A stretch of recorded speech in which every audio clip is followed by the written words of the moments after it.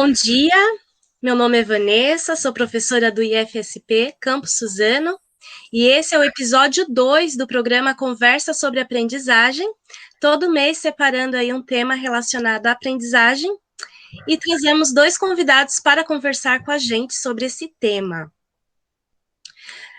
Se você é aluno, professor, pai de aluno, ou se você gosta de ensinar ou de aprender, essa conversa será para você. O tema de hoje é dicas práticas de estudo, e para conversar com a gente, estão aqui o professor, vou apresentar primeiramente o professor Eugênio de Felice Zampini. Ele é engenheiro mecânico, graduado pela Universidade de São Paulo, com especialização em administração de empresas, pela Escola de Administração de São Paulo, da Fundação Getúlio Vargas, e mestrado em administração de empresas pela Fundação Getúlio Vargas. Anteriormente, foi executivo, gerente e diretor de empresas dos setores siderúrgicos e metalúrgicos do Brasil e exterior, e atualmente é professor do Instituto Federal de São Paulo, campus de Suzano, e diretor-geral do campus. Bom dia, professor Eugênio, tudo bem? Bom dia, professora Vanessa, é um prazer estar aqui com vocês. Bom dia, professor Lucas. E bom dia a todos que estão aí nos assistindo, né? Certo, bom dia. Vou apresentar para vocês também o professor Lucas.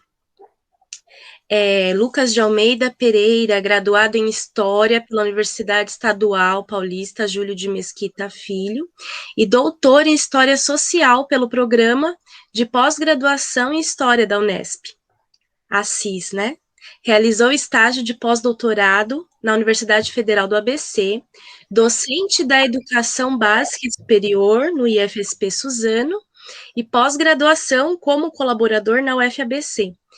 Ele desenvolve projetos de extensão voltados à divulgação científica, né, o Historiência, e história afro-brasileira e indígena.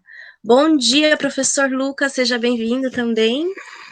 Bom dia, Vanessa, bom dia, professor Eugênio, bom dia a todos e todas que nos assistem, é um prazer estar aqui com vocês. Oi, gente, meu nome é Fernanda, estudo no IF Campus Suzano, sou estudante de Química Integrado, e no nosso tema de hoje, o assunto é dicas práticas de estudo. E vamos começar já com uma primeira pergunta para o professor Lucas. Assim que nós fomos impedidos de continuar o ensino presencial, né, no início de 2020, por conta da pandemia, o professor Lucas, ele fez uma série de vídeos chamados Laboratório de Estudos, onde ele dá várias dicas de como estudar em casa, né?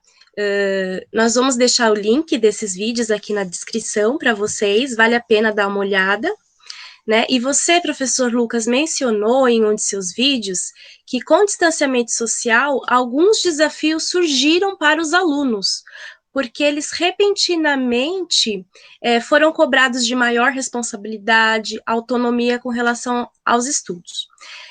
Que dicas práticas podem ser dadas a esses alunos que estão estudando em casa e que precisam agora eles mesmos gerir suas tarefas e o seu tempo? Bom, professora Vanessa, muito obrigado. Então, quando nós tivemos esse processo de afastamento das aulas presenciais no ano passado, eu acho que o principal efeito foi ser retirado dos alunos o principal espaço de tempo que eles tinham de dedicação aos estudos, que era a sala de aula, né? Então, vamos pensar aqui, por exemplo, no nosso modelo do Instituto Federal, né? No caso de um ensino integral, os alunos tinham aí praticamente 8 horas por dia na escola. Além da escola, tinha o trajeto até a escola, então muitos alunos utilizavam ali aquele tempinho de trem, de ônibus, também para fazer uma lida, uma revisão antes de chegar na escola, adiantar um trabalho quando saíam. Então, vejam, a gente tinha ali 8, 10 horas, né, no caso do integrado, 5, 6 horas dedicadas ao estudo, né? Então, o aluno tinha que estar na sala, ele tinha que estar exposto ao conteúdo, Então, havia todo esse espaço de tempo para o aluno se dedicar, no qual ele sequer precisava, né? Ele precisava ir até a escola. Quando a gente tem esse processo de afastamento, a escola vai até o aluno por meio das mídias digitais, né? No nosso caso, por meio do Moodle, só que o aluno vai ter que fazer vários dos elementos que a gente propiciava na escola, no ambiente presencial, né? Então, por exemplo, a organização do tempo na escola eram aulas ali, 2h50, 1h40, o teu tempo estava retinho, ali você tinha um intervalo, né? Você tinha biblioteca, você tinha espaços dentro da escola que você poderia acessar. Uma vez que nós entramos, então, em um processo de afastamento, os alunos precisam acumular aí várias funções e até pela experiência como coordenadora no passado de um curso integrado de ensino médio, deu para perceber que foi uma experiência bastante difícil, bastante traumática, né? Alguns alunos conseguiram se organizar ali muito bem inicialmente, a maioria conseguiu se organizar ao longo do tempo, mas até hoje nós temos aí alunos que estão buscando a sua forma de organização, buscando a sua forma de estudo, buscando entender esse cenário, porque de fato foi muito traumático. Então, antes de tudo, a gente tem essa separação e essa perda dos espaços e horários. E aí, quando o aluno está em casa, ele tem uma família, né? Ele tem atribuições domésticas para fazer nesse processo. Então, além de não ter a sala de aula, ele vai ter que dividir o tempo restante com outras tarefas. E aqui entra essa necessidade das práticas, né, de estudo e de delimitar algumas coisas para estudar, né? Por quê? Porque em casa, a sua sala, aqui no meu caso, eu estou na sala de casa, eu estou fazendo a transmissão aqui de frente, sentado no sofá, a tua sala vira o teu escritório, né? Então, como que você vai administrar isso, né? Por isso eu acho que é importante, na medida do possível, tentar pensar para o estudo, antes de pensar numa prática de estudo, pensar no seu ambiente, no seu horário, né? E na sua postura, tá? Então, postura física, eu quero dizer aqui. Então, o ambiente é a possibilidade de você reservar, né, um espaço o mais aconchegante possível para você, para que você possa desempenhar sua atividade de estudo, tá?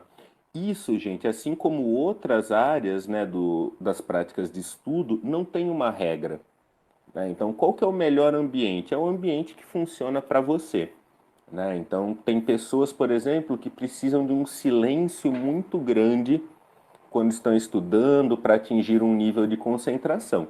Tem outras pessoas que preferem, por exemplo, som ligado, TV ligada, né? Isso ajuda a distrair aquele barulhinho de fundo, ajuda a pessoa a entrar em um nível de concentração. Então, a primeira coisa é, você tem que entender, né? Olha, aonde dentro de casa, dentro do meu ambiente, e aí é um desafio, porque a gente sabe que existem condições e condições, né? Mas dentro do ambiente, qual é o melhor lugar, né? Onde eu posso fazer a minha prática? Qual é o horário disponível, né? Então, antes eu tinha 10 horas de aula. Hoje, como é que eu vou separar 10 horas, né? 8 horas de tempo de estudo? É muito complicado, mas é fundamental que se separe pelo menos aí um número, vamos dizer, 4 horas por dia, né? Seria a metade do que era antes, mas a gente precisa disso e preferencialmente que essas horas sejam as mesmas, né? Vamos lembrar que para os estudos a rotina é um processo muito importante. Então, preferencialmente ter Com aquela coisa, certeza. olha, isso, 10 a meio-dia, né? Por exemplo, pelo menos, porque senão, se você faz, ah, não, hoje eu vou fazer às 9, no outro dia você já não pega e isso acaba rompendo ali um ciclo importante. E a postura é realmente a tua postura física, né? Porque ali na escola você tinha, né, a cadeira, você tinha uma forma. Em casa, às vezes você vai estudar deitado, às vezes você vai estudar sentado num sofá que tem uma dinâmica diferente de sentar numa cadeira, a cadeira é reta, alta, né? E isso vai afetar também os teus níveis de concentração. Então é O ambiente importante. precisa ser confortável, mas não muito, né, Lucas? Exatamente, exatamente, porque se for confortável demais, a gente perde esse foco aí, esse ponto de concentração. Então, eu acho que é fundamental, né, para essa organização ter esses três elementos. E a partir daí a gente pode utilizar algumas técnicas mesmo, algumas práticas. Se der tempo, eu posso explicar uma rapidinha. Pode explicar, fica à vontade. Dá tempo? Então, Sim. vamos lá. Tem uma prática de estudo nesse sentido que foi criada na década de 1980 por Francesco Cirillo, que se chama a técnica, né, Pomodoro, né, uma técnica clássica aí de organização de tempo por meio de intervalos. E eu acho que o que é mais interessante disso é que nessa técnica o intervalo é tão ou mais importante quanto o tempo de estudo, né? E isso, ela mostra pra gente uma coisa assim: existem pessoas com capacidade de hiperfoco, né? Então você tem lá um determinado assunto, você consegue sentar e ficar por horas ali burilando aquela ideia. Mas a maioria das pessoas não, né? A maioria das pessoas tem foco ali que passa muito rápido. Então, o mais interessante que eu acho da técnica Pomodoro é que ela identifica a nossa capacidade de concentração, né? Então, por que eu estou falando isso? Porque às vezes a gente se obriga a estudar muito tempo, né? Então, pensando nos extremos, tem pessoas que não conseguem achar um tempo para estudar e tem pessoas que sentam e pegam um livro e quer passar 3 horas dentro daquela mesma ideia, né? E essa técnica vem mostrar um pouco que, olha, é mais interessante que você divida o seu tempo em blocos e se concentre o máximo possível nesses blocos, né? A técnica Pomodoro original eram blocos de 25 minutos. Então, nesses 25 minutos você está concentrado. Aí você tem um tempo de intervalo. Nesse tempo você deixa a cabeça viajar um pouco, né? Porque acontece muito aquilo, a gente começa a estudar, vem esse momento de perda de produtividade e a gente se deixa levar. O legal dessa técnica de você separar o teu tempo de estudo por blocos e fazer intervalos é porque você dá tanto espaço para o estudo, como espaço também para a cabeça abstrair. Porque eu acho que é esse o equilíbrio fundamental, né? Estudar e deixar um pouco a cabeça livre. Legal, olha que dicas bacanas, né? E é sempre bom lembrar também que você conta com a possibilidade de você não conseguir, você procurar um ambiente silencioso na sua casa e não conseguir, né? E você precisa lidar com isso também, porque são variáveis que não dependem de você, né? Isso acontece também, né, professor Lucas? Exato, por isso que eu acho que é uma ideia de criação de ambiente, né, que eu tinha comentado lá no começo. Então, dentro das possibilidades, a gente vai procurar o melhor, né? Então, dentro da minha possibilidade em casa, às vezes o melhor é, sei lá, a sala da cozinha, mas eu tenho um irmão pequeno que fica ali muito tempo, então talvez seja um quarto, né? Mas equilibrar para achar o seu ponto de conforto. Legal. Vamos fazer uma pergunta aqui também para o professor Zampini. O professor tem um canal no YouTube, né? É muito fácil de encontrar. Quando os alunos falaram que o professor tinha um canal, eu digitei lá na busca do YouTube, Eugênio Zampini, já apareceu o canal de primeira. Isso. Então, nós vamos deixar o link aqui também, né, para vocês na descrição. E ele tem uma série de vídeos, né, no YouTube que se chama Up no Estudo, com várias dicas práticas muito interessantes para o estudo, né, também. E, professor Zampini, dessas dicas, qual que é a mais relevante que você poderia destacar para nós agora? uma dica assim que tenha sido importante até para você nos seus momentos de estudo. Sim, vamos lá, né? Então, existe aí uma série de técnicas aí bem legais que nos ajudam nos estudos, né? Várias delas eu comento aí nesse meu canal, que é chamado aí Up no Estudo, né? Essa série no canal, né? Então, olha, agora dessas diversas técnicas, a melhor dela, ou as melhores delas, são aquelas que você, utilizando, você observa os resultados. Por quê? Porque as pessoas são diferentes, né? Elas se motivam de forma diferente, elas têm momentos de vida diferentes. Então, as técnicas que às vezes são muito boas para uma pessoa, para outra não funcionam tão bem, e existem outras que vão, então, suprir essa necessidade. Então, o que eu sempre falo é assim, olha, você pega, olha uma técnica, experimenta, né? Verifica aí o resultado. Se o resultado deu positivo para você, legal, naquele momento essa técnica funcionou bem. Se você sente que o resultado não é tão bom, você muda, procura outra técnica, né? Eventualmente precisa fazer algumas adaptações. Agora, o que eu também recomendo é assim, não experimenta uma vez e já descarta, porque pode ser que naquele momento, né, aquilo não tenha dado certo. E pratica aí umas 2, 3, 4, 5, meia dúzia de vezes. Aí você vê se deu certo ou não, e aí você começa a escolher as suas melhores técnicas, né? Agora, o que eu queria também falar é assim, né, que lá nessa série que eu produzi, nem todas as técnicas que estão lá, elas têm uma comprovação da técnica de forma científica, né? É isso, né? A gente fala assim, né? Tem os neurônios lá no cérebro, né?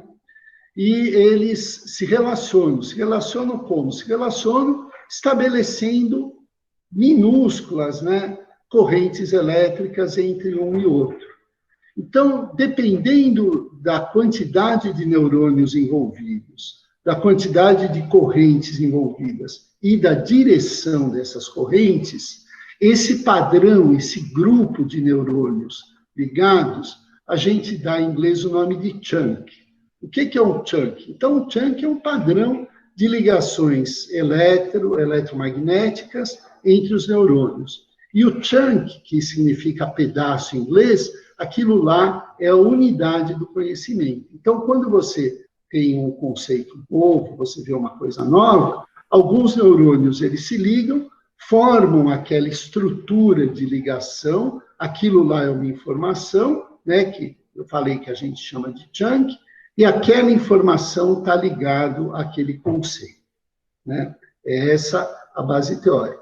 Então, toda a proposta lá, ela está baseada nessa base. Algumas têm comprovação, né, tem testes com resultados tal preliminares, algumas não.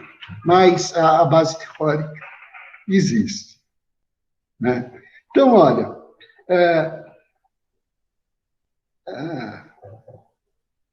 essas ligações a gente chama aí de sinapses, né?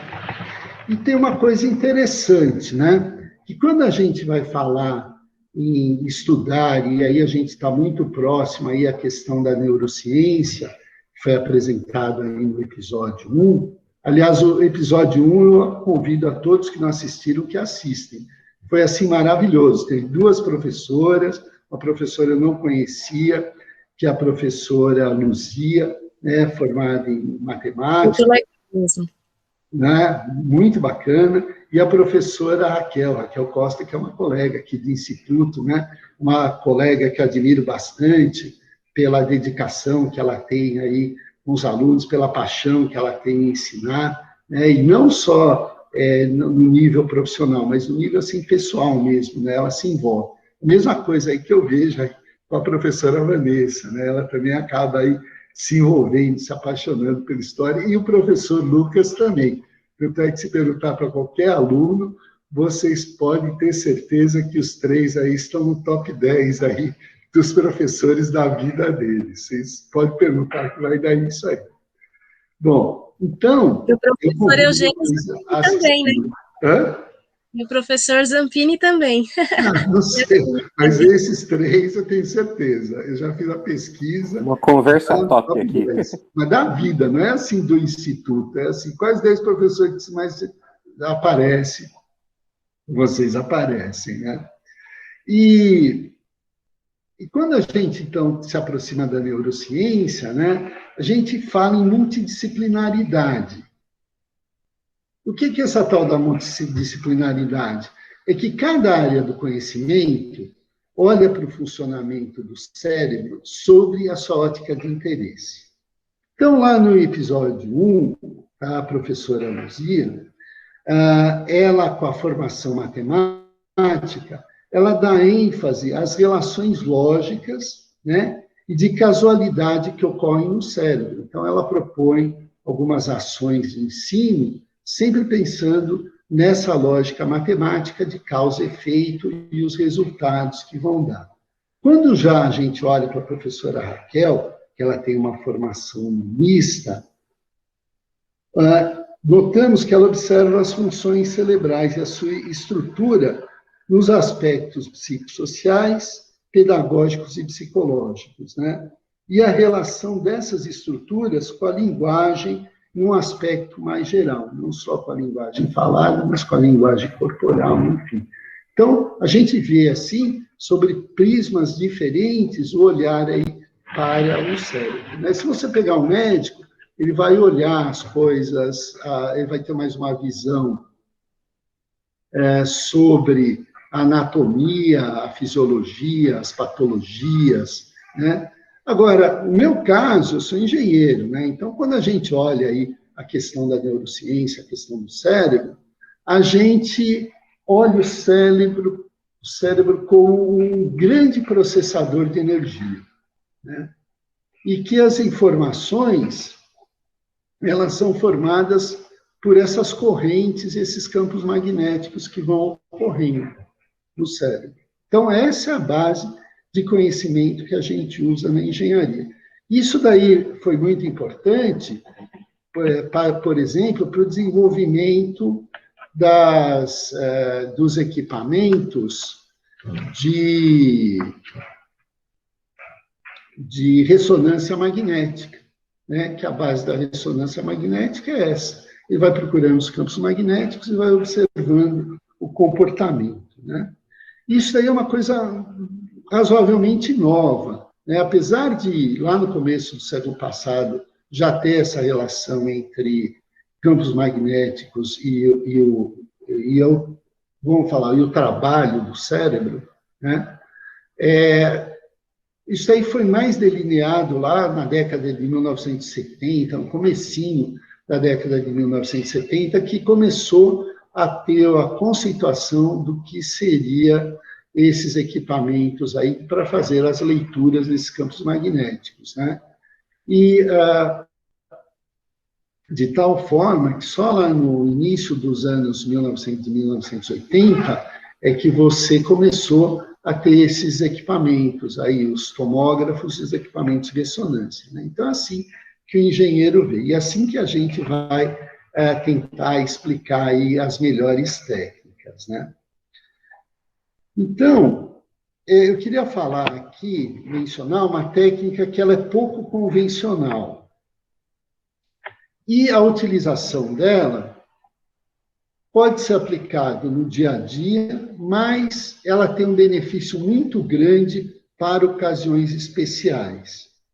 E quais são essas ocasiões especiais, né? Essas ocasiões elas vão ocorrer em duas situações. Primeira situação é aquela, né? Quando você está procurando estudar alguma coisa, e você lê, olha, observa, ouve, e você não consegue entender.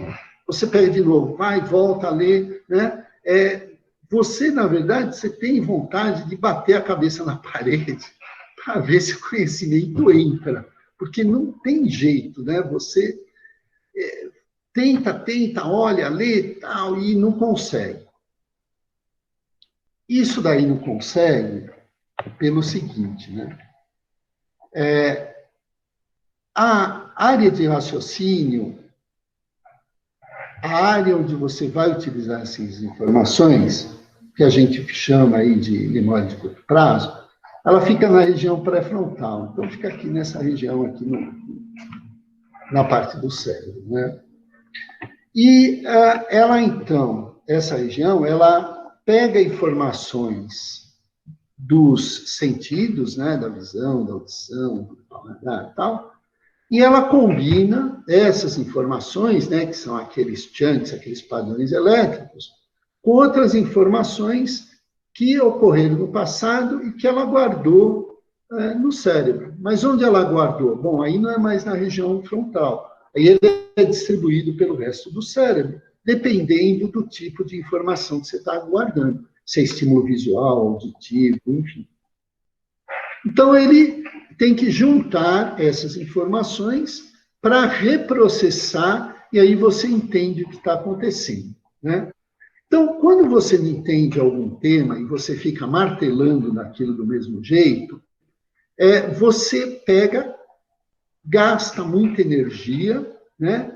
E não consegue buscar outras informações que podem ter aí no teu passado, na tua vivência, que contribuam para chegar à solução. Então, você está tentando estudar, você lê, não entende nada. Aí você lê, não entende nada. Aí vai dando desespero.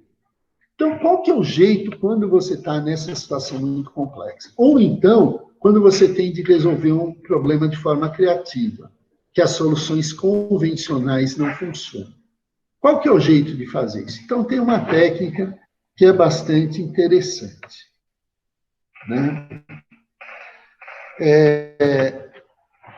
Como é que você faz isso? Né? Você faz o seguinte, você pega, né, se concentra no problema ou numa pequena parte do teu estudo, tá? E procura provocar um estado de dormência, um estado de torpor, entre você estar acordado e você estar dormindo, né? Isso daí é muito fácil, muito bom para quem tem hábito noturno de estudar, que normalmente acontece quando a gente está aí nos últimos anos aí do ensino médio e no começo do ensino superior, né? Você vai e estuda à noite. Então, o que você faz? Você pega, olha aquele tema, né? E aí dá uma relaxada, mas dá uma relaxada, aquela relaxada de você realmente desligar, de você começar quase a dormir. E aí você vai procurar aquele momento entre o sono e você estar plenamente acordado, plenamente lúcido. Por quê? Porque nesse momento você descarregou, né, aquele excesso de energia que você usou lá no córtex pré-frontal.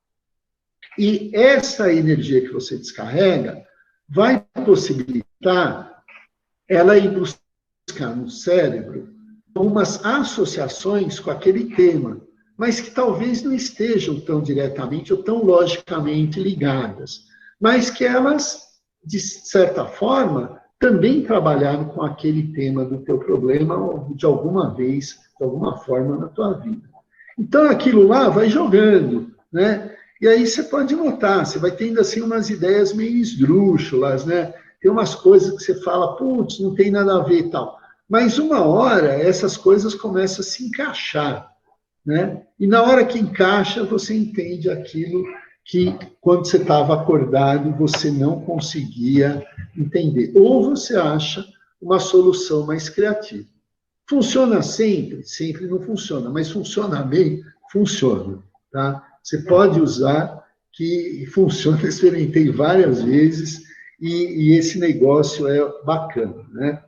2 exemplos que a gente tem de quem usava esse método, um é o Salvador Dalí, né? O cara é pintor, queria fazer tem umas produções, né? Ele já é falecido, né? Ele nasceu em 1904, aí morreu aí em 1989, mas ele tem, assim, uns trabalhos, assim, muito criativos, assim, que você olha e fala... Talvez por isso os trabalhos dele nos remetem a um sonho, né, parece. Exatamente.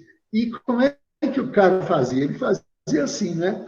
ele pegava e estudava um tema, né? Ele tinha um foco num tema que ele queria desenhar, pintar ou apresentar de alguma forma, né? Aí ele sentava numa cadeira com encosto e tal, né? Normalmente era uma cadeira de balanço, e ele pegava um molho de chave e segurava na mão. Então ele ficava lá, né, relaxando até a hora que ele começava a entrar nesse estado de torpor. Quando ele entrava, a musculatura relaxava, ele deixava cair a chave. Então ele acordava. Por que precisa acordar? Porque se você dormir direto, você vai lembrar só os últimos sonhos que você tem, aí já é no estado REM, né?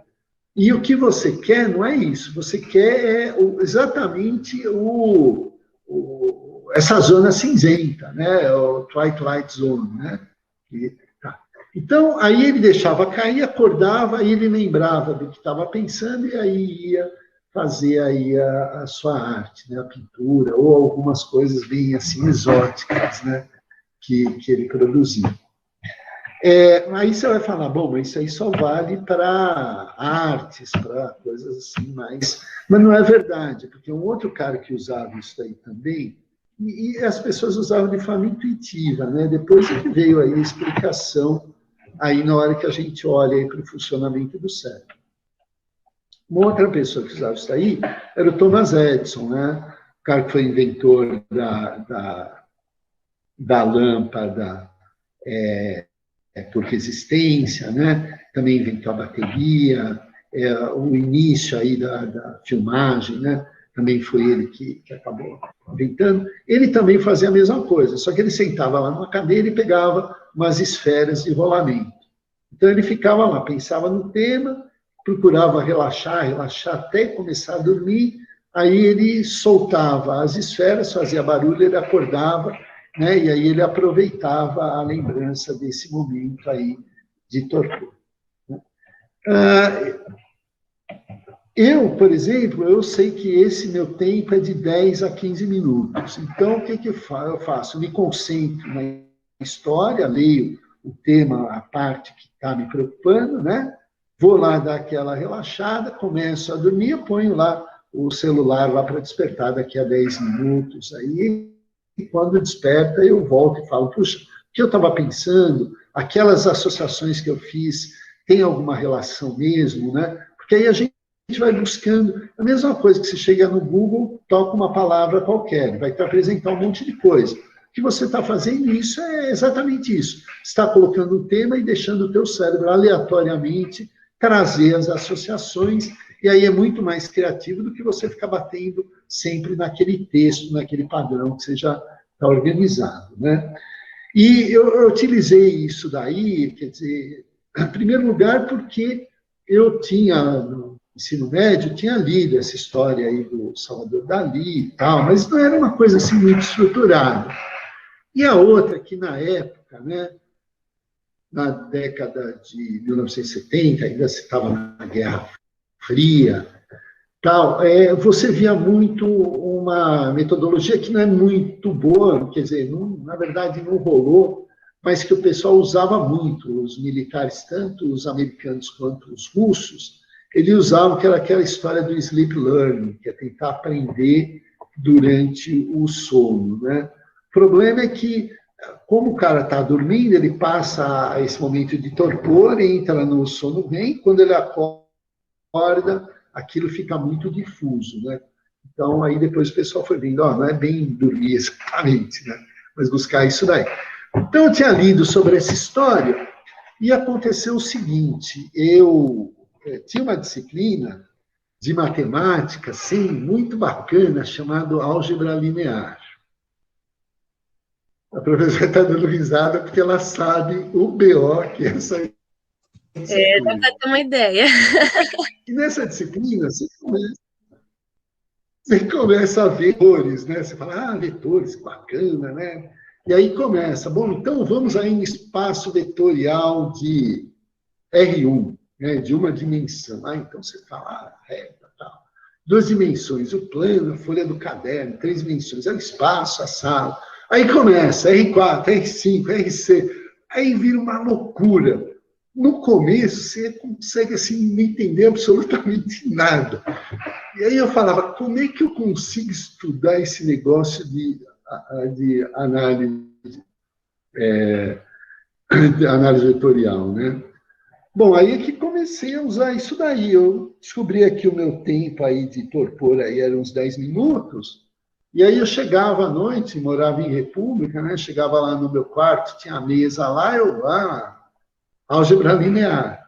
Lia, bom, agora vamos dar uma meio dormida, dar uma encostada lá, tinha uma cadeira bacana lá, punha lá o despertador lá para 10 minutos, e aí acordava, falava, tal, e funcionou, né? Tanto é que na primeira prova eu fui mal à beça, na segunda prova eu consegui gabaritar, e isso daí me ajudou bastante. Aí eu falei, nossa, esse negócio funciona. Aí eu comecei a usar. E depois só é que eu fui entender por que isso daí ajudava, né? Mas comigo ajudou, pode ser que com você ajude ou não, mas acho que vale a pena tentar. Como é uma coisa assim inusitada, eu achei legal trazer essa técnica aí para vocês, né? E isso daí tem uma corolário, né? Qual que é? Quando você tem a disciplina durante o dia, faz a revisão à noite antes de você dormir, né? Que isso aí vai ajudar melhor você fixar na memória isso daí e ter uma interpretação um pouco diferente do que você aprendeu. Então, assistir a disciplina, chega à noite antes de dormir, dá uma lidinha, né? Quando eu estava no último ano aí de ensino médio, eu colocava um resuminho dos principais temas, né? Num papel, num rascunho, e colava na parede do lado da minha cama. Então, toda noite antes de dormir, escolhia um tema e dava uma olhada lá naquele rascunho, né? Ia dormir pensando no que eu tinha lido. E acho que ajudou bastante aí a fixar, entender melhor aí as disciplinas, a ter um melhor conhecimento das coisas. Então é isso, professora. Nossa, que legal, né? Estamos aprendendo aí coisas novas mesmo hoje. Não conhecia essa técnica, muito legal. O professor Zampini já fez uma retomada aí do episódio 1, né? Falou algumas coisas que aconteceram lá na nossa discussão. E nesse episódio 1, nós vimos também a questão da atenção e da concentração, né? Como aspectos essenciais da aprendizagem. Professor Lucas, você poderia dar alguma dica prática para o aluno de como manter o foco e a concentração no momento do estudo? Legal. Bom, em primeiro lugar, complementar também, parabéns, professor Eugênio, pela fala, pela exposição e pela dica, muito bacana. Aí eu acho que ligando essa sua fala com essa pergunta, com a minha primeira questão também, eu acho que quando nós pensamos na atenção referente aos estudos, nós estamos pensando também numa capacidade de concentração e em tipos de concentração, né? Então, nós temos diversas formas de concentração. Cada pessoa costuma ter interesses que levam a uma concentração. Então, geralmente, se você tem interesse por algo, você tem uma capacidade quase natural, né, de se concentrar.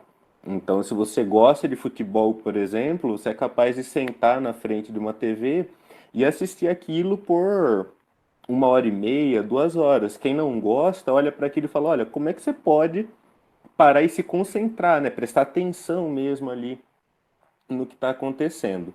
E tudo isso, eu acho que leva para uma relação nossa conosco, né? Eu acho que isso que o professor Eugênio traz agora mostra muito bem isso. Quando a gente vê uma técnica de estudo, você vê que é sempre um experimento que nós estamos fazendo.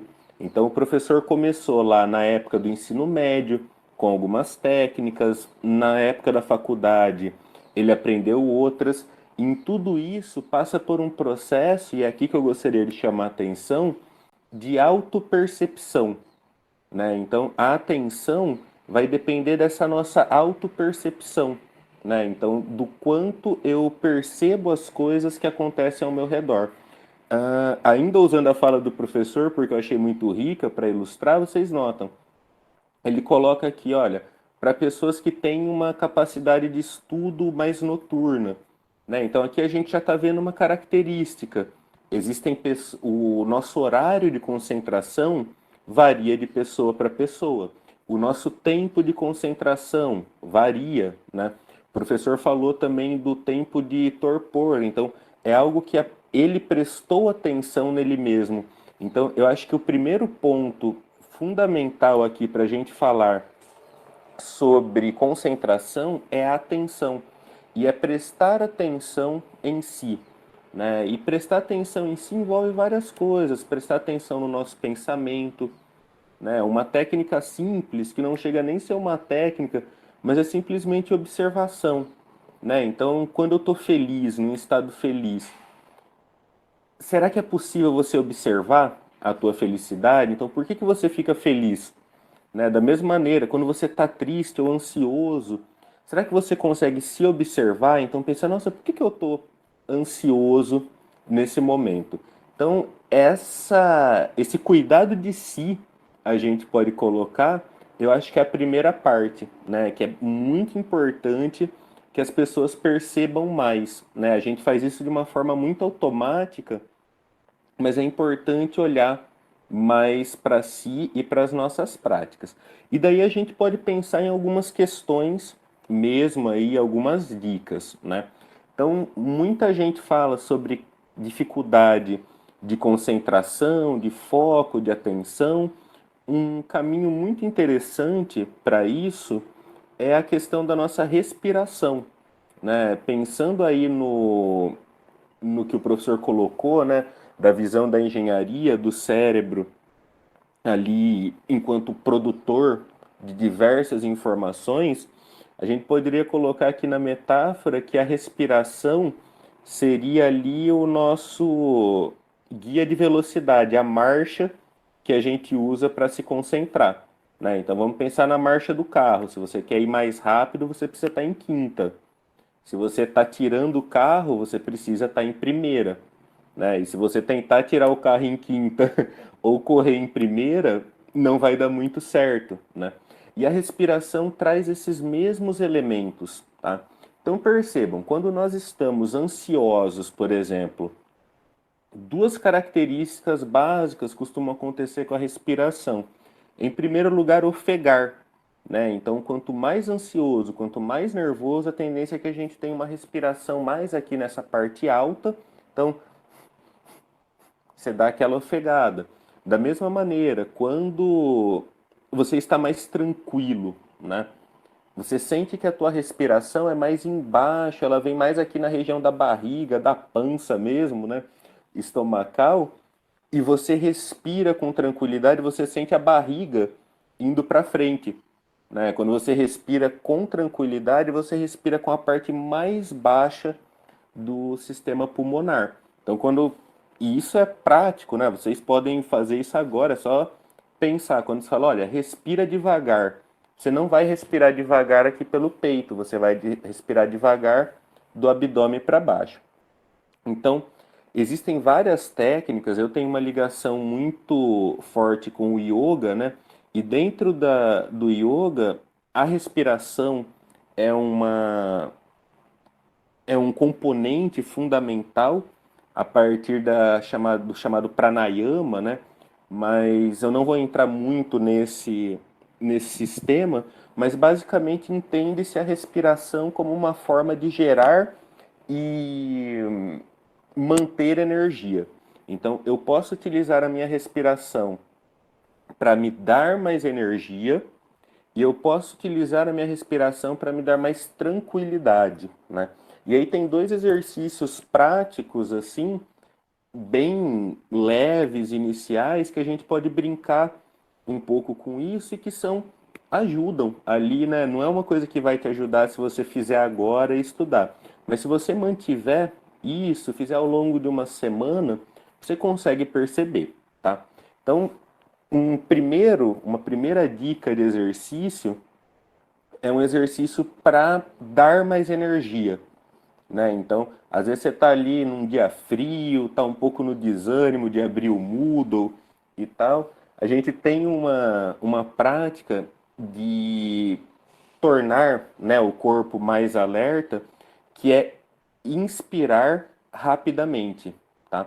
Então, eu vou soltar o ar pelo nariz, né, com velocidade. Então, por exemplo, e intensamente. Então,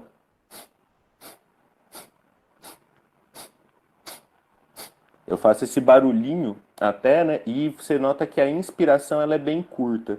Então, quando eu faço isso, vocês vão notar que naturalmente o teu ritmo cardíaco vai aumentar e há uma sensação de atenção ao seu redor, tá? Então, se você está ali, né, pensando em termos de concentração, precisando ali um pouco daquele foco, precisando de energia, de estímulo, é uma forma de estimular o teu corpo via respiração.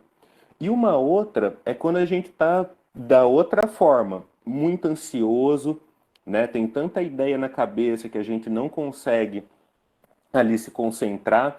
Falar com a cabeça muitas vezes não é ali um bom caminho, né?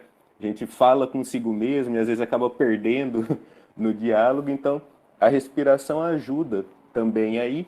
E agora eu vou fazer o contrário. Eu vou precisar de uma respiração que me dê bastante aí tranquilidade, que desacelere o meu ritmo, principalmente o meu ritmo cardíaco. Então, como é que eu vou desacelerar isso de uma forma segura? Eu vou fazer uma respiração abdominal, tá? Então, como que você pode fazer isso como prática? Coloca a mão aqui na região da barriga, do abdômen, logo abaixo aqui do peito, logo abaixo do diafragma, e respira, inspira, deixa essa região se expandir, incha aqui a barriga. Expira, solta e contrai essa região. Nem precisa fazer muita força, tá? Mas respira só por aí, tá? A respiração abdominal, ela costuma ser a respiração mais indicada para a nossa vida, tá? Então, o ideal é que ao longo do dia a gente faça esse tipo de respiração, principalmente não só porque ela tem uma questão de acalmar, né, a gente, mas porque ela favorece o nosso processo respiratório, tá? Como um todo. Então, a gente precisa utilizar principalmente essa parte de baixo, né, do diafragma. Muitas vezes a gente está muito aqui com a respiração em cima, tá? E por último, gente, não respirar aí, evitar ao máximo a respiração bucal, tá? Existe até um dia, vocês podem pesquisar, eu fiquei de cara quando eu vi isso, o dia de prevenção à respiração oral, tá? E a respiração oral, tem muitos malefícios, ou seja, a respiração oral é quando você fica respirando normalmente pela boca, tá? Tanto para inspirar quanto só para expirar. Então,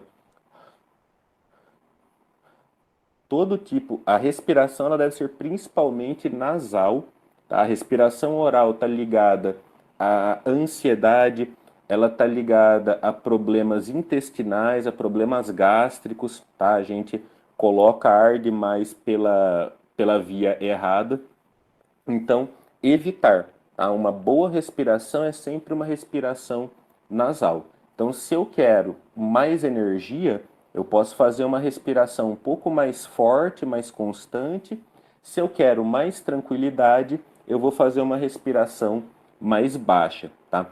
Parece que não, gente, mas olha, a respiração é uma base muito importante para o nosso controle e isso vai servir com certeza para os estudos também. Nossa, que legal, Lucas. Essa respiração, né, com o diafragma é o que a gente usa muito em aulas de canto, né? E eu não sabia que ela é importante para outras áreas, né, e para a vida, né? A gente, assim, não levanta o ombro, né?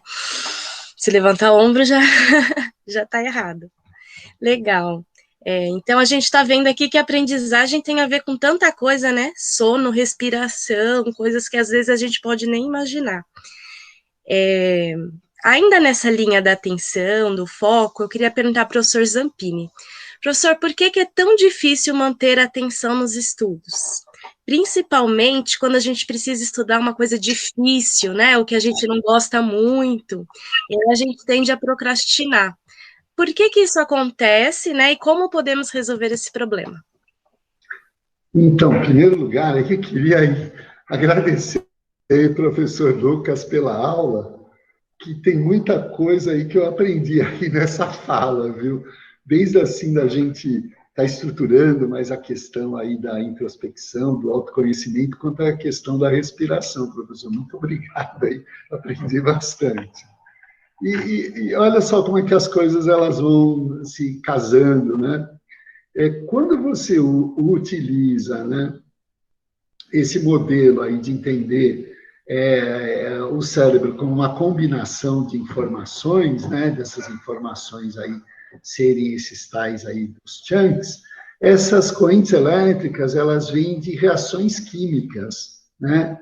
E um elemento importante é você ter as oxidações nessas reações.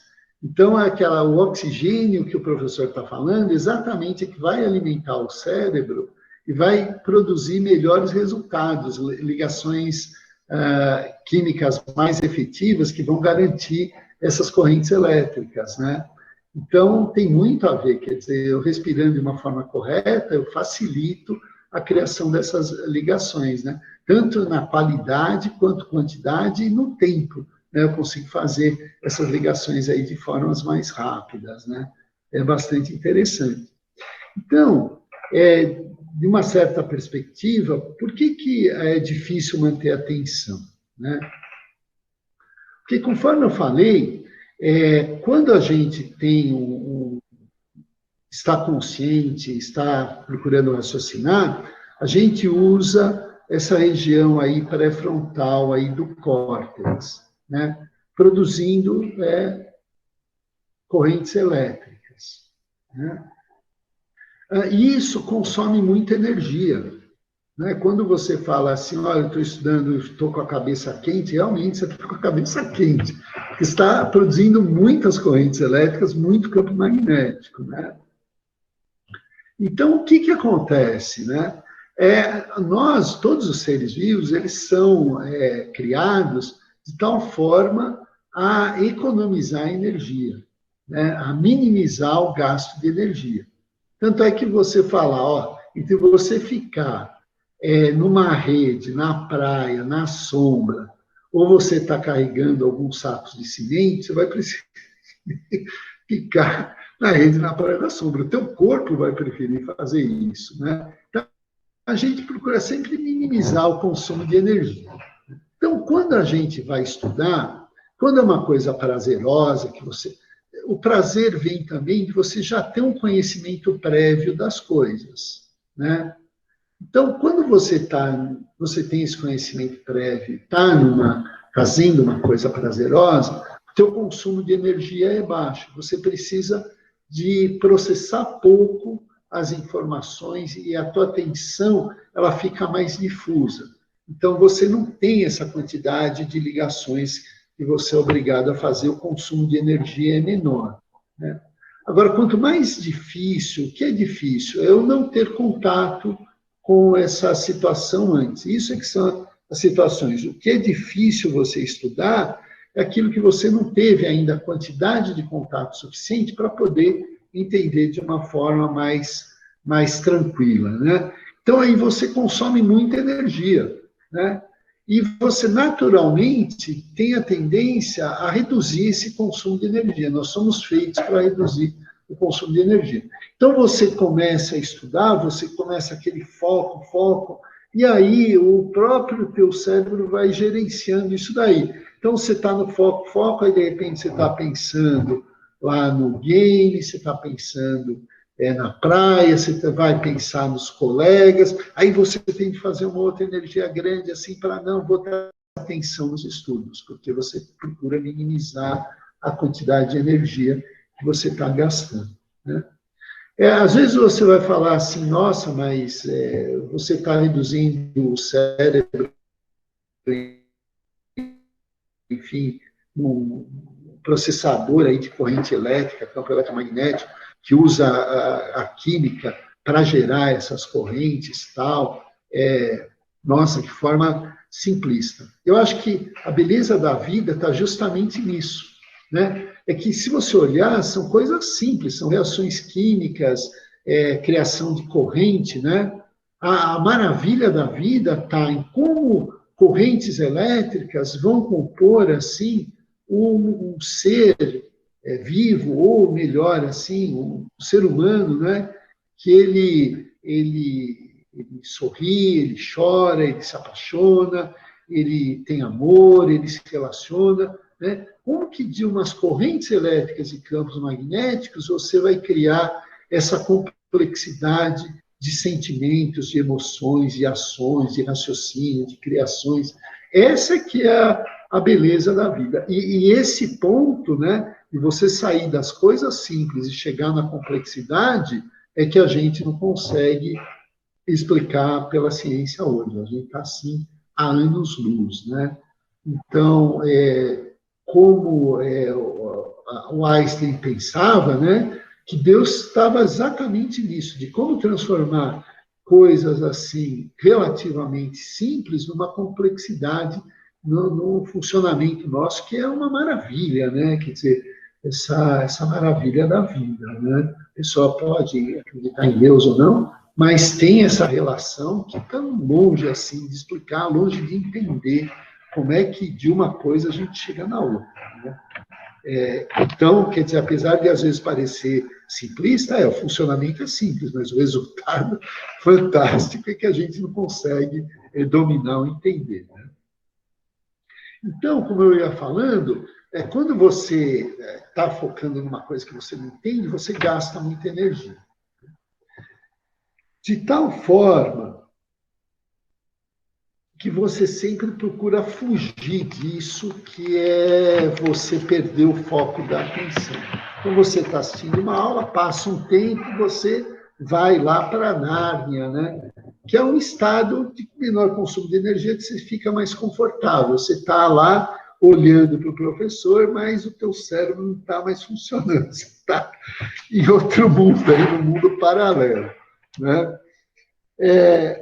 Agora, o caso é assim, você chega em casa e fala, nossa, eu tenho de estudar matemática. Inclusive, tem um artigo que eu vou passar aí, que é um artigo bem interessante, que foi escrito aí por 2 professores da Universidade de Ohio, né, que chama assim, When Math Hurts, quando a matemática machuca você, né? E ele fala aí sobre por que tem essa dificuldade, né? Essa certa rejeição aí pela matemática. O problema está lá no ensino básico, que não deu essa proximidade aí. Quando o pessoal chega aí e vai assistir a aula da professora Vanessa, ele fala assim, nossa, é legal, só que ele tem um passado que dificulta ele aproveitar toda esse fato da matemática ser legal. E aí, então, ele tem um problema complexo para resolver. O que acontece? Quando ele chega lá, o cérebro fala, nossa, eu vou entrar no consumo alto de energia, né? E aí ele aciona outras áreas do cérebro, no caso aí, específico, aí, o córtex insular, né? Que é uma região próxima da dor. Então, quando ele vai assim, ele fala assim, putz, eu vou entrar numa coisa assim dolorida que eu não vou gostar, tal. E aí ele começa a procrastinar. Ele fala, não, deixa esse negócio aí para depois, né? É aquela sensação, né? A gente na antessala do dentista, quando você começa a ouvir aquele barulho, né, da broca dele, você fala assim, puxa, será que não é melhor eu voltar amanhã? Essa a sensação. Teu cérebro fala, vai doer. E aí você começa a fugir. A gente sente a dor antes, né, de sentir. Engraçado isso. Exatamente, é a mesma coisa. Você pega uma coisa que você não tem afinidade, você vai sentir a dor, né?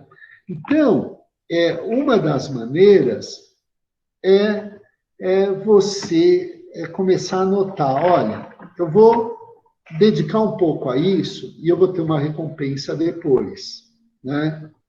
É mais ou menos aquilo que a mãe fala para o filho, olha, vamos lá tomar injeção, você vai sentir a dor, né? Mas, às vezes, ela fala assim, olha, depois você ganha o chocolate. Aí ele fala assim, bom, legal, vou sentir a dor agora, porque eu vou ter o chocolate próximo, né? Eu vou comer o chocolate próximo. Então, é esse o truque que você tem que dar no teu cérebro. Falar, olha, agora eu vou passar por um momento de dor, mas eu vou ter uma recompensa, né? E aí, uma coisa legal é usar aquela técnica que o professor Lucas comentou, né, que é a técnica Pomodoro, lá do Francesco Cirillo, lá, né, que lá nos anos 80, 1980, ele criou. Que é assim, olha, eu vou falar que eu vou estudar 25 minutos, que é o quanto eu vou suportar da dor, né, que é quanto que eu consigo ter de atenção, que quando eu consigo estar direcionando a energia, eu vou aumentar o consumo de energia no meu córtex pré-frontal, e esses minutos vai bem, né? Agora, depois desses minutos, eu tenho o intervalo, o relaxamento. O relaxamento é a compensação. Aí o relaxamento funciona melhor quando você já combina o que você vai fazer no relaxamento. Você fala, olha, eu vou aqui me dedicar e concentrar muito nesse determinado tema em 25 minutos, depois eu vou fazer o quê? Depois eu vou dar uma surfadinha na internet, depois eu vou lá no Face, depois eu vou até a janela olhar como é que está o dia, eu vou tomar um café, vou comer um chocolate, vou fazer alguma coisa que eu gosto, né? Então você vai enganando o teu cérebro assim, olha, eu vou gastar energia, mas depois eu vou repor isso daí de alguma maneira, né? Também eu falo muito em chocolate, porque chocolate também é a fonte de energia, né? Que justamente lá com a inspiração que o professor Lucas falou, vai fazer eu conseguir estar produzindo as correntes elétricas aí que eu preciso, né? Então, por isso que quando você estuda também, né, o pessoal acaba grande parte acaba virando chocolate, né? Porque ele está buscando lá os açúcares lá para queimar lá no cérebro, lá para produzir as correntes elétricas, né? Então, esse método que o professor falou é bem bacana mesmo, né? E, assim, se a gente for falar alguns passos aí de como fazer, é assim, em primeiro lugar, você prepara lá o material que você vai estudar, tá? Todo o material aí que você vai, para não ter de ficar interrompendo aí esses 25 minutos, né? Depois aí você pega um lugar de estudo mais tranquilo possível, né? Tem gente que gosta de falar assim, olha, eu vou estudar com música, mas se você for usar isso, eu falo, olha, deixa para ouvir a música no intervalo, porque senão ele vai começar a concorrer com o que você está tentando absorver do estudo, né? E uma outra coisa também que a gente observa é que quando a gente está formando esses padrões, né, de informação, nós não temos habilidade de formar padrões simultâneos. Então, eu consigo prestar atenção em A, prestar atenção em B, mas em A e B no mesmo instante, não.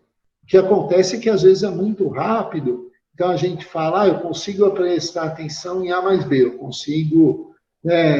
tem aluno que fala, eu consigo jogar no celular e assistir a aula no notebook, né? E com certeza, no mesmo instante, não. O que você faz é que você liga aqui, liga lá, liga aqui, liga lá, você vai ligando nos dois lugares, né? E tem a impressão que faz os dois, mas você não está fazendo os dois no mesmo instante. Então é melhor deixar o jogo para depois e ficar 100% do tempo aí prestando atenção nas aulas aí.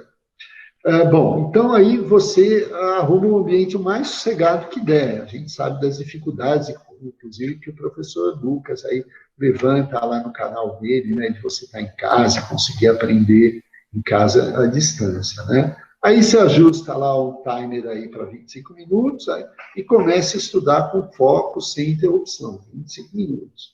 Deu os 25 minutos, dá a parada e dá uma recompensa aí para esse tempo que você gastou, né? Para mim, às vezes, 10 minutos é suficiente, para a gente é 5, né? Que não pode, assim, eu estudo 25 minutos, é 3 horas para me recompor, depois eu volto, que aí você vai ficar um dia, vai estudar 1 hora por dia, que é pouco, né? Acho que 4 horas, 6 horas por dia, né? Agora, também é importante a gente definir, fazer um planejamento aí meio diário, de falar, olha, eu vou estudar 4 horas, 6 horas, 8 horas, depende de quanto você precisa, e 4 horas eu vou fazer outras coisas, e definir essas outras coisas. Fazer um planinho aí todo dia do que você vai fazer também te ajuda muito. E definir as horas de lazer também, né? Porque você ficar também 12, 16 horas por dia, você vai ficar sentado em frente aos seus livros, cadernos, ao computador, mas provavelmente a tua absorção vai ser muito baixa por causa dessa questão do consumo de energia. Então, é essa aí a minha análise aí dessa pergunta. Nossa, muito legal isso que o professor falou, né, a respeito da organização do estudo, de ter uma rotina de estudo. Inclusive, a Fernanda contou para gente que ela tem, né, Fernanda, uma rotina de estudos, ela consegue se organizar bem. Você pode contar para gente, Fernanda, como que você faz isso? Sim, posso sim. Eu sou bem organizada assim nessa parte. Claro que tem horas que eu procrastino como qualquer outra pessoa, mas isso é normal. Eu acordo cedo, assim, não é todos os dias, porque eu às vezes durmo muito tarde, mas às vezes eu acordo cedo, faço algumas lições que tem para fazer, alguns assuntos que eu não consegui compreender, então eu vou buscar de uma certa forma que eu consiga compreender outras pessoas explicando. Também, depois que eu estudo, lá para umas 7h30 eu ajudo meu pai e depois faço as tarefas de casa. Quando é meio de tardezinha para de noite, eu estudo e faço curso de línguas, assim, pela internet, que é um site que se chama Tutive. É um ótimo site, eu até recomendo para os alunos que estão buscando estudar línguas e que não tem condições, que é um ótimo site, ajuda bastante. E também eu faço cursos que são de universidades fora do Brasil, por exemplo, Harvard, que eles oferecem cursos gratuitos, inclusive para os alunos que querem fazer faculdade fora do Brasil, já é uma ótima extracurricular, que vai ajudar bastante no currículo. E é isso, professora. E assim, eu também tiro um tempo para mim, e eu também estudo porque eu vou aplicar para como fala? Para um site para uma escola que se chama uma instituição, o WC, que são um grupo de 18 colégios fora do Brasil. São 3 etapas, você tem que passar por. A primeira etapa você tem que fazer seu application. O application você vai fazer com base. Você vai falar sobre você. Então você não pode mentir no seu application, porque caso você passe para a prova, que são 70 questões, vai ter a entrevista. Então a entrevista vai ser com base no seu application. E é isso. Legal, legal. A Fernanda é um excelente exemplo de que dá para organizar o nosso tempo e ter tempo para tudo, para estudar a matéria da escola, estudar outras coisas que ela se interessa e ainda cuidar da vida, cuidar da casa, dos interesses pessoais, né? Que é uma coisa que a gente conversou aqui também. Fernanda, você quer fazer as perguntas que os alunos trouxeram para os professores? Sim. Professores, tem alguns alunos, a gente selecionamos algumas perguntas que alguns alunos têm muitas dúvidas. E eles perguntaram assim: vocês tinham algum método de estudo quando estavam na escola? Depois da escola, vocês seguiram com esses métodos na faculdade, na vida pessoal, etc.? Bom, eu complementando, né, o que o professor Zampini tinha colocado antes, assim, eu acredito que os estudos não sejam uma prática estática, né, fixa. A gente vai mudando a forma como estuda, conforme a nossa vida, seja por interesses, necessidades, seja porque aprendemos novas técnicas. Então, quando eu estava, por exemplo, na época de vocês, né, ensino médio, questões de vestibular pela frente, etc., eu priorizava os estudos dos conhecimentos das áreas que eu tinha menos familiaridade, assim, e geralmente eram estudos muito ligados à resolução de exercício, tá? Exercício de vestibular, exercícios no geral, assim.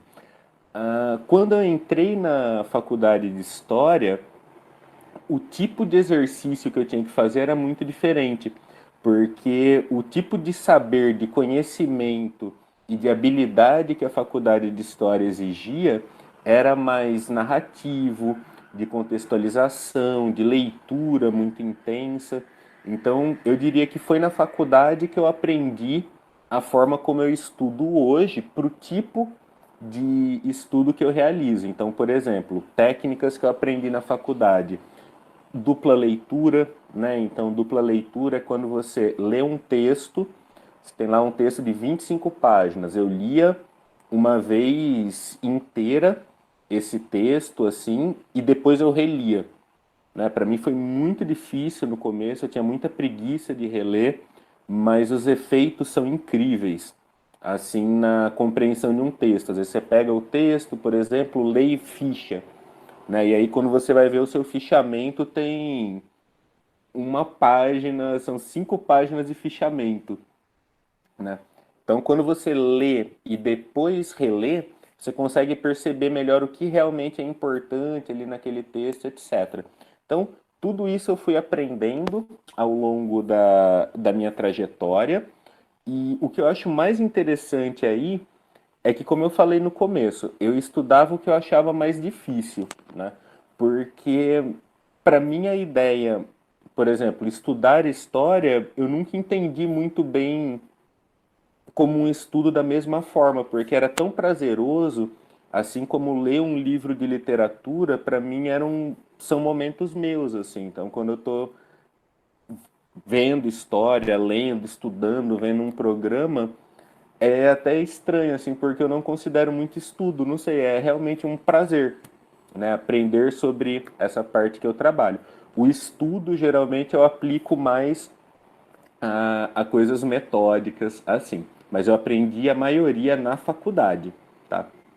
Desculpa, professor Zampini, antes do senhor responder a pergunta, eu gostaria de perguntar uma coisa para o professor Lucas. Professor Lucas, como muitos estudantes, muitos têm vontade, gostam de ler, mas muitos têm preguiça, procrastinam. O senhor pode dar algumas dicas para a gente, como a gente pode pegar o gosto pela leitura, de ter depois aquela ressaca de leitura, né? Então, o senhor pode dar umas dicas para a gente? Eu acho, Fernanda, que vai numa linha do que a gente já conversou aqui nessa anteriormente, que é procurar aquilo que te dá prazer, né? Então, eu acredito que exista alguma coisa que você vai gostar de ler, né? Então, seja um conto, seja uma ficção científica, seja um artigo mesmo para se informar mais, né? Alguma coisa a gente gosta e a leitura é uma prática. Então, assim, quanto mais a gente faz, mais a gente gosta, né? E assim como as práticas e os prazeres, se você quer realmente gostar de algo, aqui eu não tenho nenhuma base científica para dizer isso, mas eu acho que o negócio é nunca fale para você mesmo, né? Que aquilo ali é uma obrigação. Então, se você fala, olha, eu tenho que ler A Moreninha, né? Por exemplo, livro do José de Alencar, maravilhoso, que vira e mexe. Ai, desculpa, Joaquim Manuel de Macedo, que vira e mexe entra ali no primeiro, segundo ano do ensino médio. Se você entender que você é obrigada a ler isso, né? Não é. Mas se um dia talvez você pega ali de bobeira, lê algumas páginas, então eu iria sempre pelo prazer, tá? Busca algo ali que você gosta e estimula. Porque conforme você lê mais do que você gosta, fica mais fácil ler também o que você não gosta. Verdade, professor Lucas. Obrigada pela dica. Então, sobre isso, Fernando, eu queria comentar rapidamente, porque eu acho que o professor Lucas explorou bem esse tema, né?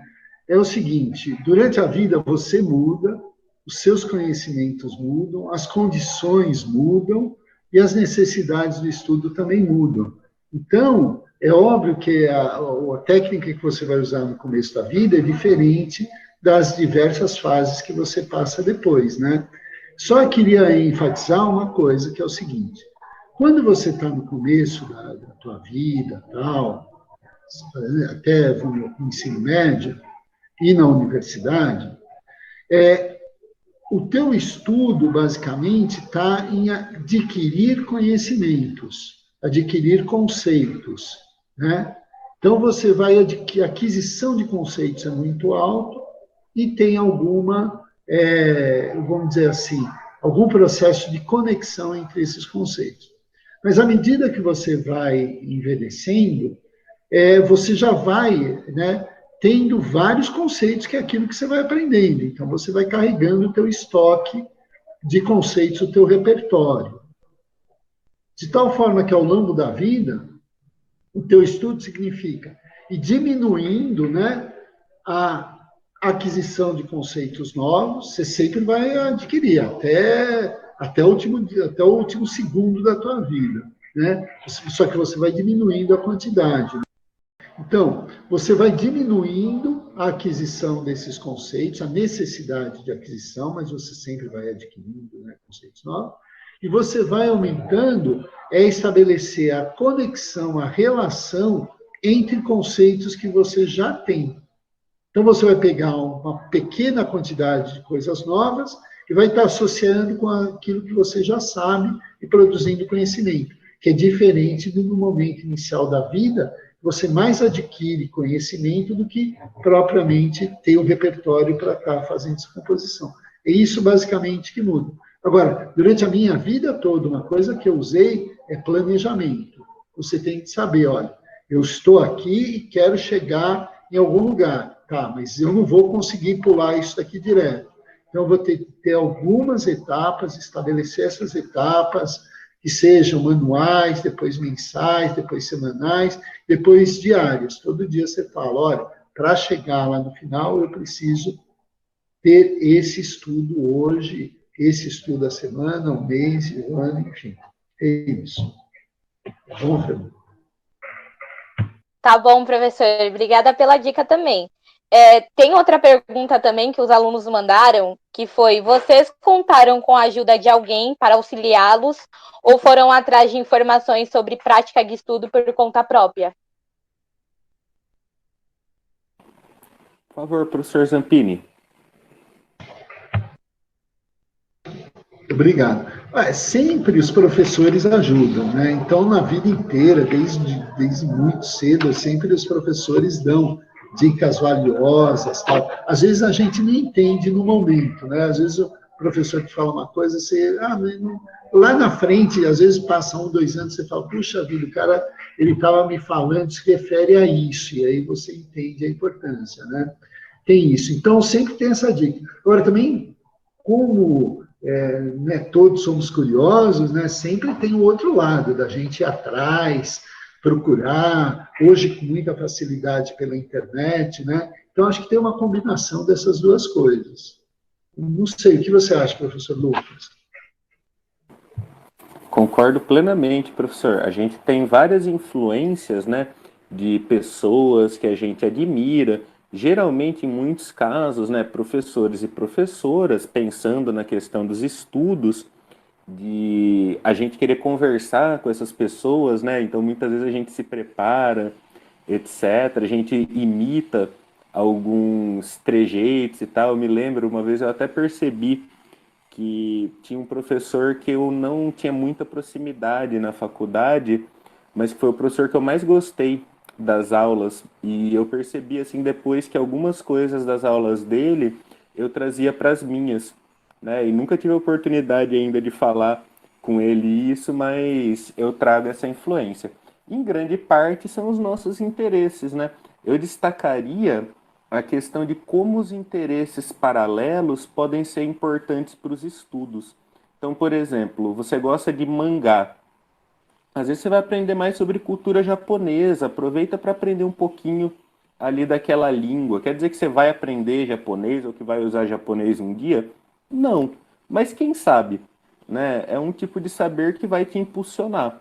No meu caso, por exemplo, foi com o rock, o heavy metal e o inglês, né? O fato de gostar de rock e heavy metal impulsionou muito o meu estudo de inglês. Não era uma coisa que eu fui estudar inglês porque eu pensava ali em algo ali adiante. Então, às vezes a gente consegue, através dos nossos interesses, impulsionar coisas que vai saber aonde vão nos levar na vida. Uma coisa que eu percebi que tem dado certo para mim é documentário no YouTube, esses de divulgação científica que tem, eu assisto, eles geram um interesse, uma motivação em mim, e aí eu vou atrás de estudar aquilo. Isso deu certo muito para estudar história, que foi uma coisa que eu nunca consegui, assim, algo que me motivasse a estudar história, sabe? E agora eu tenho achado tão interessante, eu assisto um vídeo, aquilo me gera uma curiosidade, e aí eu vou atrás de ler algo a respeito. Às vezes o próprio apresentador ali desses canais de divulgação científica, eles dão referências de livros e tal para a gente se aprofundar, né? Então isso é muito legal. Tem mais alguma pergunta, Fernanda? Sim. A última pergunta que os alunos mandaram, professor, foi: o que fazer quando você se cobra demais, mesmo fazendo tudo direito? Eu acho que essa questão é também uma dúvida que a gente, estudante, tem muito. A gente faz muito, estuda aquele conteúdo, mas a gente espera um resultado que a gente vai se alegrar, mas quando chega na hora, a gente acaba nos decepcionando com nós mesmos. Lucas, você responder. Essa aqui, eu acho que tem duas coisas que a gente poderia citar aqui, né? Em primeiro lugar, a questão da respiração, mais uma vez, de práticas como a que o professor Zampini trouxe, de autopercepção, né, de se conhecer mais, porque essa cobrança, né, ela parte em geral de uma sensação de comparação, né, de nós conosco, com alguma coisa que a gente espera da gente ou que outras pessoas esperam de nós, né? Então, uma coisa é uma cobrança ali que é natural, é positiva. Se a gente não se cobrar também, a gente não sai do lugar, né? Então, se não tiver cobrança, muitas vezes a gente para e fica estático. Agora, quando essa cobrança nos trava, quando essa cobrança nos faz ali, nos faz paralisar, né? O medo tem essa característica, faz a gente parar. Então, aí a gente precisa realmente dar uma olhada. Eu faria essa sugestão. Em primeiro lugar, pensar na sua respiração, né? Prestar atenção mesmo. Então, quando você está assim mais nervoso, quando você está num momento como esse que você falou, de autocobrança, de sensação de falha, perceber o que se passa na sua cabeça. Tá? Quais são os pensamentos que você está tendo, né? O que você está pensando, parar e prestar atenção mesmo, porque às vezes a gente só pensa. E uma segunda questão que aí é mais complicada, mas a ideia assim de se perceber, né? E tentar entender o seu caminho e o que é bom para você. Porque é aquela coisa, às vezes dentro da tua ambição, você quer tirar, né, a partir de 8, tem gente que quer tirar só 10. Tem gente que tira 10 e não é o bastante, né? Tira 10 e precisa achar outras formas ali de continuar. Então, se percebam, prestem atenção em vocês e, se possível, respirem bem. Então, sobre isso, eu também queria comentar duas coisas que eu acho que é complementar aí, a explicação aí do professor Lucas aí, que foi bastante interessante. Que é o seguinte, em primeiro lugar, eu acho que a gente precisa tirar um pouco o foco no resultado, né? E você direcionar no estudo o foco para o processo, né? Você obter a melhor nota, você passar no exame, ou você ter um desempenho bom em alguma atividade aí que demanda estudo, é a consequência do esforço que você vai fazer durante algum período, né? Então, se você fica assim, olha, eu vou estudar porque eu quero tirar 10, e eu vou estudar porque eu quero tirar 10, eu vou estudar porque eu quero... a chance de repente, você não tirar 10 e ficar frustrado é muito grande. O teu foco, e essa é a dificuldade, mas isso aí é importantíssimo, acho que é uma das coisas mais importantes do estudo, é assim, o foco eu vou estudar para ter um aprendizado, né? Para eu entender melhor o mundo, entender melhor a relação entre as pessoas, né? Ter essa condição aí de causa e efeito e me preparar melhor para a vida, né? Que afinal o estudo também é a vida, né? Quando você fala isso, né? Você tira o foco do eu tirar 10 com foco no presente. O que eu vou aprender hoje, né? Você fazendo, combinando isso com um plano de falar, olha, hoje eu preciso estudar A, amanhã eu vou precisar estudar B, C, D, tal, aí daqui a um ano eu vou ter o abecedário completo aí de estudo, te ajuda muito, porque tira essa frustração. E aí você começa a entender que a nota, o teu desempenho em alguma atividade, o teu sucesso ou não no exame, ele é consequência dessas várias ações que você vai fazendo durante o dia, durante a semana, durante o mês. Então, se lá na frente não dá certo, é paciência, alguma coisa no processo falhou, ou a sorte mesmo, né? Tem as eventualidades que vão acontecer, né? Então, não tem frustração.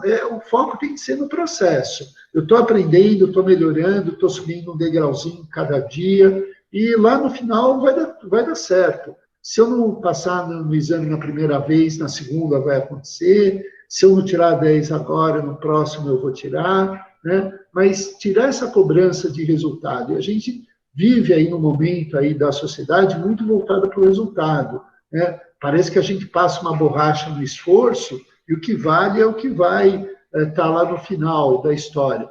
Mas não é isso. Você vê qualquer atleta, né?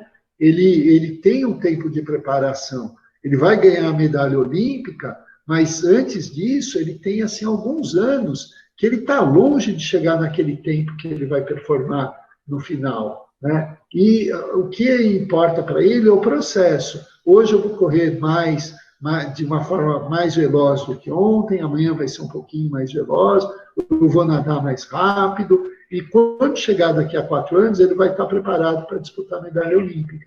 É isso que a gente precisa entender, isso diminui bastante a ansiedade.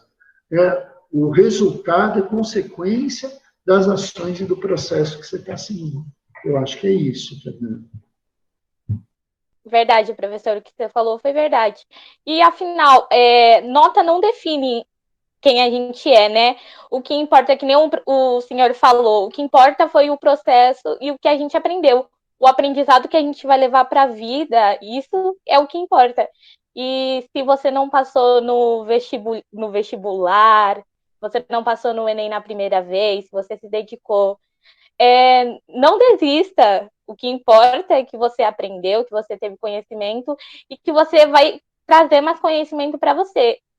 Quem sabe na segunda vez você consegue, mas você tem que pôr assim, gente, estudantes, vocês têm que pôr na cabeça de vocês que vocês vão passar, o conhecimento que vocês vão levar para a vida vai ficar sempre. Então, não se comparem com as pessoas.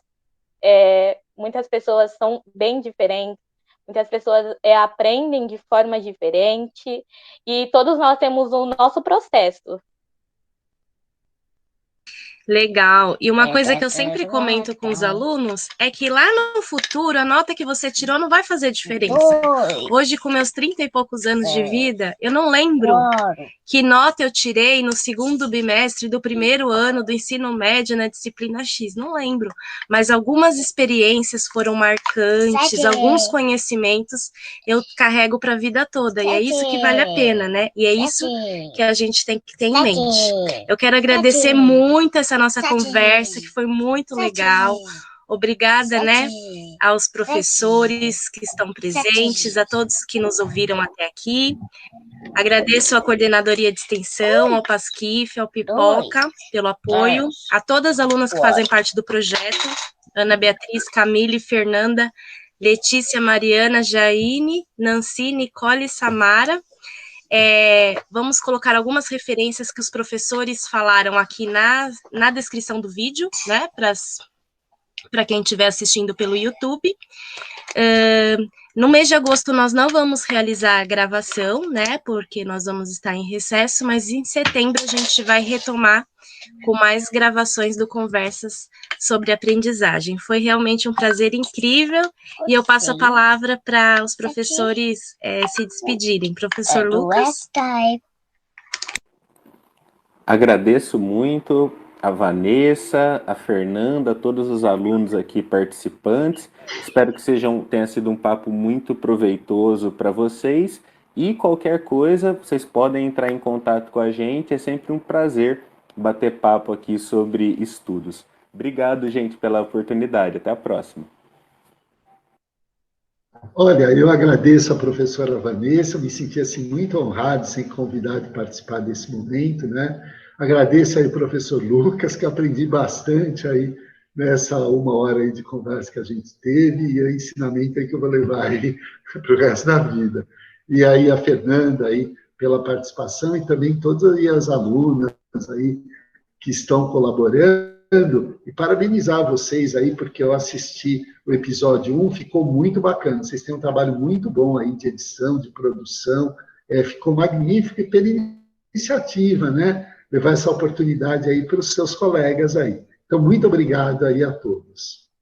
Então, gente, quero agradecer a participação dos professores. Quero convidar vocês também a se inscreverem no nosso canal, ouvirem os podcasts do primeiro episódio também, que está super legal. Vocês vão gostar bastante. O assunto é muito interessante também do primeiro episódio, como do segundo também. Agradeço vocês, professores, novamente. Agradeço a professora Vanessa e quero mandar um beijo para vocês, um abraço. E é isso. Tchau, gente. Tchau. Tchau, professores. Obrigada. Tchau.